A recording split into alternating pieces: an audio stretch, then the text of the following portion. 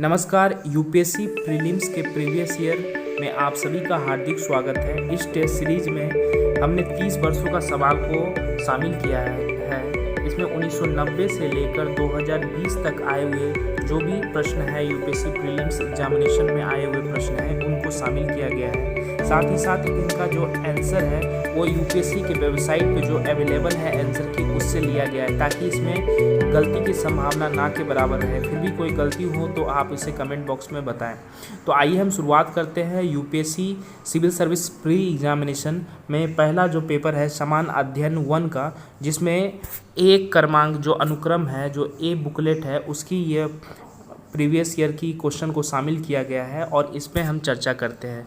तो आप जब सिविल सर्विसेज का एग्ज़ाम देंगे तो आपका समान अध्ययन का प्रश्न बिल्कुल इस रूप में रहता है, जैसा कि आप देख रहे हैं। तो आइए हम चर्चा करते हैं पहले प्रश्न का और इस पे हम समझते हैं कि इसका क्या होगा, और एकदम संक्षिप्त में बढ़ते हुए आगे बढ़ेंगे। हमारा प्रयास है 30 वर्षों का यूपीएससी प्रीलिम्स का क्वेश्चन आप एग्ज़ाम देने से पहले, जब सिविल सर्विसेज का प्री एग्ज़ाम जो 2021 का होने वाला है, जब भी होगा वो, क्योंकि पेंडेमिक के कारण डेट बढ़ सकता है, तो आप उसके पहले आपके पास 30 वर्षों का बिल्कुल प्रीलिम्स का सवाल आपके बिल्कुल दिमाग में हो कि किस तरह से सवाल पूछा गया है, जिससे आपका जो तैयारी का स्तर है वो काफ़ी ज़्यादा सुधार होगा। तो पहले प्रश्न पे हम चर्चा करते हैं। पहला प्रश्न कहता है कि निम्नलिखित कथनों पर आपको विचार करना है और विचार करके इनमें से कौन सा सही है, इस पे आपको आंसर देना है। सही को ध्यान में देना है। देखिए, आप कोई भी प्रश्न पढ़े तो उसमें सही और गलत दो चीज़ों को अक्सर देख लें।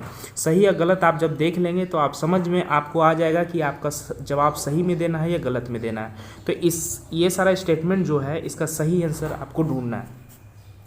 तो पहला स्टेटमेंट कहता है आधार मेटा डेटा को 3 महीने से अधिक संग्रहित नहीं रखा जा सकता। क्या यह सही है? आप सोच के देखिए, 3 महीना से ज़्यादा के आधार के डेटा को नहीं रखा जाता है? बिल्कुल रखा जाता है। तो ये बिल्कुल ही रॉन्ग आंसर है।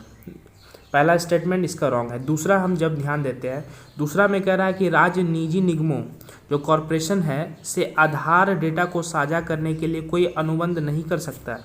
निजी निगमों जो भी प्राइवेट बॉडीज़ हैं, उनसे आधार का डेटा को साझा करने के लिए कोई भी अनुबंध नहीं कर सकता है। तो ये एकदम सही बात है, क्योंकि आपका राइट टू प्राइवेसी है, इस पर कोई भी अनुबंध ऐसा नहीं है।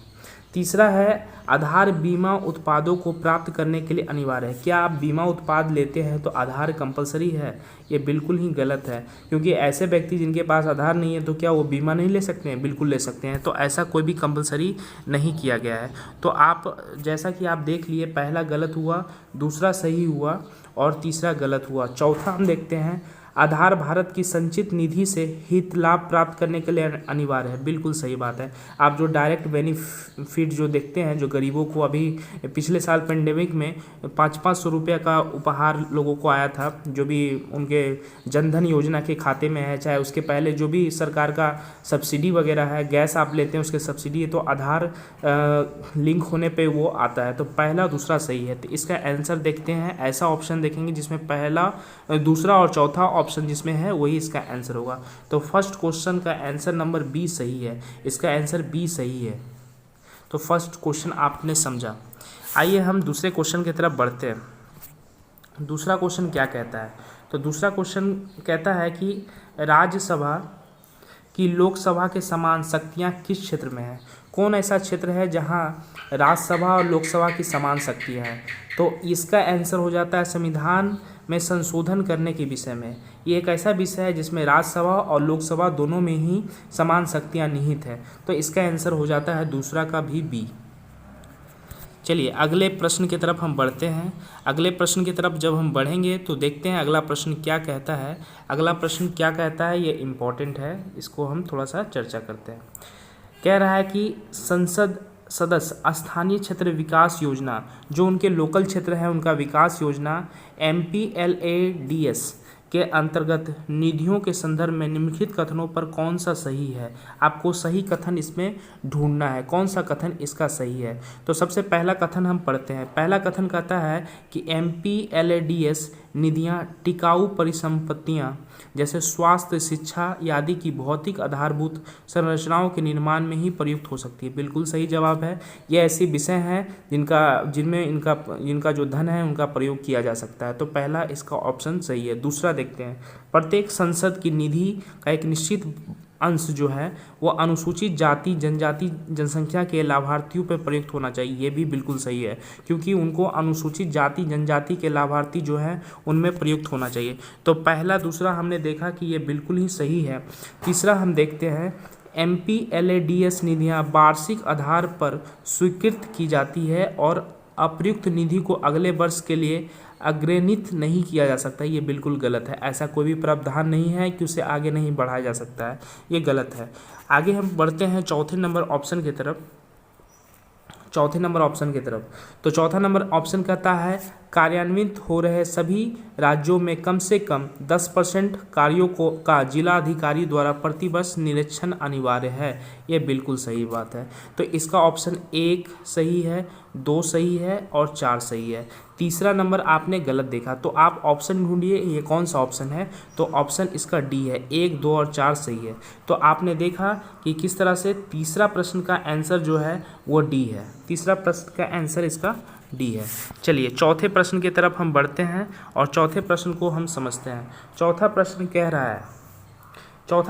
रहा है कि निम्नलिखित मूल अधिकारों के किस संवर्ग में अस्पष्टता मतलब छुआछूत के रूप में किए गए विभेदन के विरुद्ध संरक्षण समाविष्ट है। यानी छुआछूत के बारे में ये प्रश्न है, तो ये कौन सा अधिकार है। तो ये अधिकार हमें कहीं ना कहीं समान रूप से रहने का अधिकार देता है, क्योंकि एक व्यक्ति अगर दूसरे व्यक्ति से छुआछूत करता है तो उसके समानता का अधिकार का क्या होता है, हनन होता है। तो इसका 4 का आंसर हो जाएगा डी, समता का अधिकार। समता का अधिकार का इसमें उद्भेदन है। चलिए चौथा का आंसर हो गया समता का अधिकार। पाँचवें प्रश्न की तरफ हम बढ़ते हैं। पाँचवा प्रश्न कहता है कि भारत में न्यायपालिका का कार्यपालिका से पृथक्करण किससे व्यादेशित है। क्वेश्चन एक बार फिर से, भारत में न्यायपालिका का कार्यपालिका से पृथक्करण किससे व्यादेशित है। तो किस बात से ये पता चलता है। तो पाँचवा का आंसर दे रहा है बी। 5 का आंसर क्या है, राज्य के नीति निर्देशक तत्व के द्वारा ये अलग होता है। राज्य के नीति निर्देशक तत्व कहाँ से कहाँ तक है, तो 35 से लेकर 51 तक अनुच्छेद में राज्य के नीति निर्देशक तत्व की चर्चा की गई है। तो भारत में न्यायपालिका का कार्यपालिका से पृथक्करण जो दिखाता है, यानी न्यायपालिका अलग है कार्यपालिका अलग है, ये कौन हमें दिखाता है, तो राज्य के नीति निर्देशक तत्व दिखाता है। तो पाँचवा का आंसर हो गया बी, राज्य के नीति निर्देशक तत्व। आगे हम प्रश्न की तरफ बढ़ेंगे। पाँचवा के बाद हम छठे प्रश्न की तरफ हम आगे बढ़ते हैं और इसको देखते हैं कि छठा प्रश्न क्या है और इसका आंसर क्या होगा। देखिए छठा प्रश्न कहता है कि वित्त मंत्री संसद में बजट प्रस्तुत करते हुए उसके साथ अन्य प्रलेख भी प्रस्तुत करते हैं, जिनमें बृहद आर्थिक रूपरेखा विवरण जैसे मैक्रो इकोनॉमिक फ्रेमवर्क स्टेटमेंट भी सम्मिलित होता रहता है। यह पूर्वोक्त प्रलेख निम्न आदेशन के कारण प्रस्तुत किया जाता है। किस आदेश के कारण यह प्रस्तुत किया जाता है। तो छठा का जो आंसर है, छठा का आंसर है डी, ये राजकोषीय उत्तरदायित्व एवं बजट प्रबंधन अधिनियम 2003 के प्रावधानों के कारण होता है। यानी वित्त मंत्री का जो वर्क रहता है, ये माइक्रो इकोनॉमिक फ्रेमवर्क स्टेटमेंट रहता है, ये किसके कारण होता है, तो राजकोषीय उत्तरदायित्व एवं बजट प्रबंधन के कारण होता है। तो हम इस तरह से हमने 6 प्रश्नों का सफलतापूर्वक आंसर प्राप्त कर लिया है। 7वें प्रश्न की तरफ हम बढ़ते हैं और 7वां प्रश्न पे हम चर्चा करते हैं। तो 7वां प्रश्न क्या कहता है, 7वां प्रश्न है परिभाषा से संवैधानिक सरकार का अर्थ है। परिभाषा से संवैधानिक सरकार का क्या अर्थ है, तो परिभाषा जो है उससे संवैधानिक सरकार का अर्थ है यह सीमित सरकार से है, ये सीमित सरकार से है। तो 7 का आंसर कौन सा है, यह डी आंसर है, यह सीमित सरकार। यानी परिभाषा से संवैधानिक सरकार का अर्थ क्या है, यह सीमित सरकार से है। तो 7 मैंने प्रश्न देख लिया। अब हम आगे बढ़ते हैं और 8वें प्रश्न की तरफ हम बढ़ते हैं। 8वां प्रश्न क्या कहता है, ठीक है, 8वां प्रश्न की तरफ बढ़ते हैं। 8वां प्रश्न कह रहा है कि मूल अधिकारों के अतिरिक्त भारत के संविधान का निम्नलिखित में से कौन सा भाग मानव अधिकारों की सार्वभौम घोषणा 1948 यानी universal declaration of human rights 1948 के सिद्धांतों एवं प्रावधानों को प्रतिबिंबित करता है या करती है। तो इसमें से आपको स्टेटमेंट दिया है, 3 ऑप्शन दिया है, तीनों को आपको समझना है। पहला है उद्देशिका, दूसरा है राज्य के नीति निर्देशक तत्व और तीसरा है मूल कर्तव्य। तो मूल अधिकारों के अलावा ये कौन कौन से ऐसे तत्व हैं, तो आपको बता दें कि मूल अधिकारों के अलावा जो हमारा universal declaration of human rights है, इनमें तीनों ही प्रतिबिंब की तरह काम करता है, यानी उद्देशिका भी, राज्य के नीति निर्देशक तत्व भी और मूल कर्तव्य भी। तो ये तीनों ऑप्शन जिसमें होगा वही इसका सही आंसर होगा। तो 8 का आंसर अगर हम देखते हैं तो 8 का आंसर तीनों में 1 2 3 वाला है डी। तो 8 का आंसर क्या हो जाता है दोस्तों? 8 का आंसर हो जाता है डी। इस तरह से 8वां प्रश्न हमारा समाप्त होता है। 8वां प्रश्न के बाद हम आगे बढ़ते हैं और अपने सिलसिला को आगे बढ़ाते हैं। 9 प्रश्न की तरफ हम बढ़ते हैं। 9वां प्रश्न की तरफ। 9वां प्रश्न क्या कहता है? 9वां प्रश्न कह रहा है, 9वां प्रश्न कह रहा है कि भारत में, 9वां प्रश्न देखते हैं।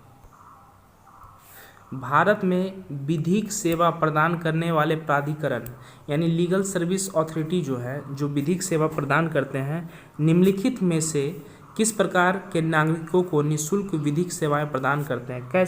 कौन से ऐसे व्यक्ति हैं जिनको निःशुल्क विधिक सेवाएं प्रदान की जाती है? उनका विधिक सेवा का अर्थ होता है ऐसे व्यक्ति जिनको मतलब केस लड़ने के लिए पैसा नहीं होता है, न्यायालय में केस फाइल करने के लिए पैसा नहीं होता है, तो उनको वो अधिकार प्रदान होता है। इसके थ्रू न्यायालय खुद ही ऐसा उनके सामने ऐसा प्रस्तुत करते हैं जो अक्षम लोग हों। तो इसमें 4 ऑप्शन दिया हुआ है, कौन से व्यक्ति इसमें लागू होते हैं। तो 9वां का ऑप्शन में सबसे पहला स्टेटमेंट कहता है 1 लाख से कम वार्षिक व्यय वाले व्यक्ति। तो ये बिल्कुल सही है। ऐसा व्यक्ति जिसका वार्षिक आय 1 लाख से कम हो तो उसको निःशुल्क विधिक सेवाएं प्रदान की जाती है। पहला ऑप्शन बिल्कुल ही सही है। दूसरा ऑप्शन की तरफ हम बढ़ते हैं। पहला ऑप्शन सही हो गया, दूसरा चलते हैं। दूसरा है 2 लाख से कम वार्षिक आय वाले ट्रांसजेंडर, यानी हमारा जो ट्रांसजेंडर जो तृतीय लिंग है वैसे व्यक्ति में 2 लाख से कम वार्षिक, ये भी बिल्कुल सही है। और तीसरे ऑप्शन की तरफ चलते हैं, 3 लाख से कम वार्षिक आय वाले अन्य पिछड़े वर्ग, ये गलत है। और सभी वरिष्ठ नागरिक को, ये भी गलत है। यानी पहला और दूसरा ऑप्शन जिसमें शामिल होगा वही इसका आंसर होगा। तो 9वां का जो पहला आंसर है ए वाला सही है। तो 9 का आंसर क्या हो गया दोस्तों? ए। 9 का ए। तो हमारा 10वें प्रश्न की तरफ हम आगे बढ़ चुके हैं। 10वें प्रश्न की तरफ आगे बढ़ते हैं। इसमें ये जो क्वेश्चन है, निम्नलिखित युग्मों पर विचार कीजिए। अंतर्राष्ट्रीय संगठन और विषय दिया गया है। अंतर्राष्ट्रीय संगठन और विषय की चर्चा की जा रही है। पहला है अल्मा आटा घोषणा। अल्मा आटा घोषणा जो है लोगों के स्वास्थ्य की देखभाल के लिए है। तो ये बिल्कुल सही बात है। अल्मा आटा घोषणा है लोगों की स्वास्थ्य की देखभाल के लिए। और दूसरा है हेग समझौता जैविक एवं रासायनिक शास्त्र के लिए। ये बिल्कुल गलत है। हेग समझौता जैविक एवं रासायनिक शास्त्र के लिए नहीं है। तीसरा है तालानोआ संवाद। तालानोआ संवाद वैश्विक जलवायु परिवर्तन से संबंधित है। तो ये तीसरा भी सही है। और चौथा जो है वो अंडर 2 गठबंधन या बाल अधिकार, ये भी कहीं ना कहीं गलत है। तो यानी पहला और तीसरा इसका सही है। पहला और तीसरा जिस ऑप्शन में हो इसका आंसर हो जाएगा। तो 10 का आंसर कौन सा है दोस्तों? 10 का सी है। 10 का आंसर सी है।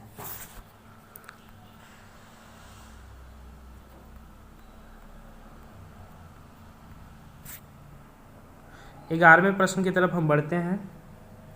11वां प्रश्न क्या कहता है?